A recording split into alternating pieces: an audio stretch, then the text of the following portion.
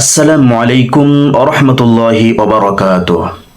মাঝে মাঝে পেশাবের ফোঁটা বের হয়ে যায়, এমন ব্যক্তির ইমামতির হুকুম কি?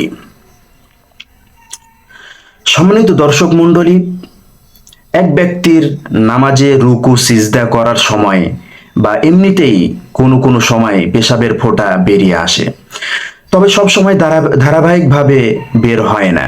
এমন ব্যক্তির পিছনে নামাজ পড়া ঠিক হবে কিনা? নির্দিষ্ট একটা কাপড় দ্বারা প্রত্যেক ওয়াক্ত নামাজ পড়াতে পারবে কি? সম্মানিত দর্শক মণ্ডলী, উল্লেখিত ব্যক্তিটি শরীয়তের দৃষ্টিতে মাজুর বলা হয় তাকে, বরং তিনি রোগী।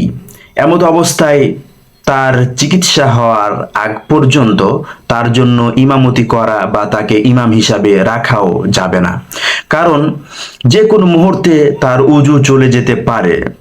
সুতরাং ইচ্ছাপূর্বক সকলের নামাজ দোহরানোর ঝুঁকি নেওয়া অনুমতি নেই। ইচ্ছাপূর্বক কেন সকলের নামাজের ঝুঁকি নিতে যাবে? হ্যাঁ, সহি কিরাত পড়ানেওয়ালা এবং মাসাইল জাননেওয়ালা কোনো লোকই যদি না পাওয়া যায়,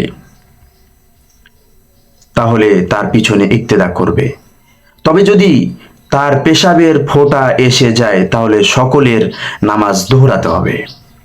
ওই ব্যক্তির নামাজের জন্য নির্দিষ্ট একটা কাপড় রাখতে বা ব্যবহার করতে পারে, কিন্তু কোনো স্থানে পেশাবের ফোঁটা লাগলে সেই স্থান ধুয়ে নেওয়া জরুরি।